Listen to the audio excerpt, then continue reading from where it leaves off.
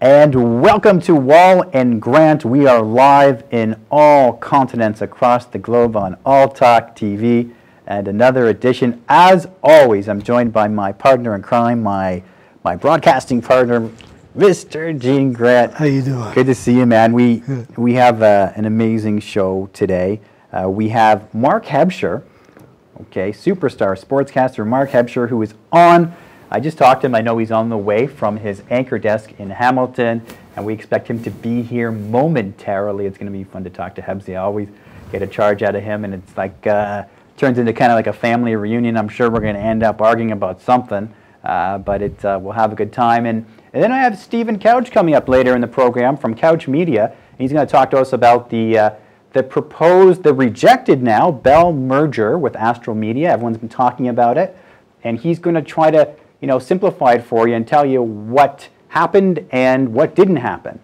And of course, Gene and I are going to talk about,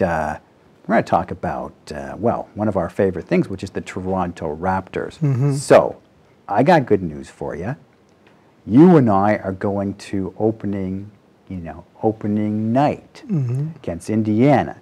Now, tickets are on me, but you're going to have to buy all the junk food, okay? Now, Okay. I'm going to talk to Hebsy about this, but what's your prognostication for the Raptors this year? Because everybody's talking about it, everybody's excited, and you always got a really good intuition with this stuff. So what's the deal? Do you think we're good enough to get into the playoffs, first of all?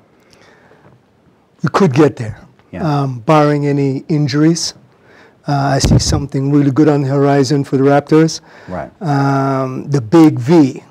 And that big V translates into victories. Right. For what I saw a basketball player that was aggressive, who was hungry, who wanted to win, opposed to a 7-footer who wants to stand at the three-point line. For those who don't know, just to cut in here, Jonas Valanciunas is the big man from Lithuania. Mm-hmm. Okay, continue. So I believe with him inserted into the lineup, they can get into the first round of the playoffs. Again, barring injuries and cooperation with the other team players.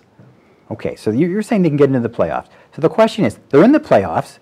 Can they, and I know this is very early to be talking about stuff like this, can they actually go somewhere in the playoffs? Can they make some kind of run potentially here? And here's the question, what components have to come together for that to happen?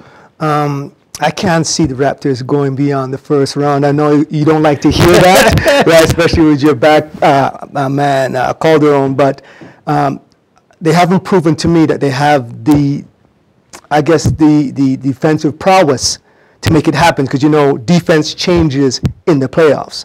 Now, you can have a documented X's and O's type of defense that we're getting from the coach now. What's it going to take to prove to you that we are defensively sound? A team buy-in, supporting the player beside you. So if you run out to cover somebody, you know that somebody will cover your position. There has to be an effort on defense as they would give on offense.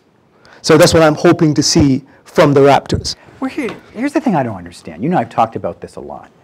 And you know that I'm a big Calderon fan, and probably to a fault. But everybody's saying the guy can't play defense, and I always say, can Jason Kidd play defense? Can Steve Nash play defense? They're in systems that incorporate team defense, help defense, that covers up for their liabilities for the most part. Agree, disagree, or defer? I agree. I don't think it's really the defense. I believe that his defense has to improve. He plays great positional defense like Steve Nash and some of the other point guards who are not very good at defense.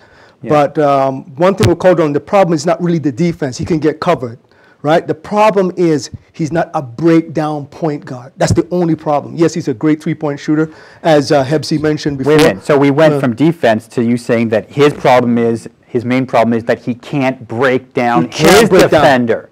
That's right. Defender. With 5 seconds to go on the clock, it's hard for him to put it on the floor and say, I'm going to drive fadeaway.